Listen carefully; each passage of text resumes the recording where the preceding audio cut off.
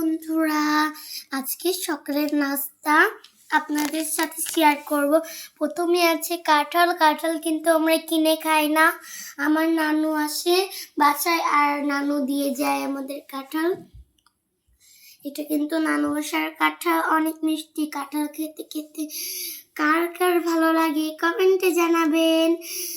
আর বন্ধুরা, আর শুধু হচ্ছেন কাঁঠাল খাচ্ছি আমরা না, কিন্তু আরো আছে কিন্তু বন, আরো আছে হচ্ছে লাড্ডু, এটা আমরা রাতে খেয়েছি। 3টা আছে, হ্যাঁ। আর আছে কি, আর কিছু নেই। তো বন্ধুরা, এগুলা দিয়েই আমরা নাস্তা শুরু করবো।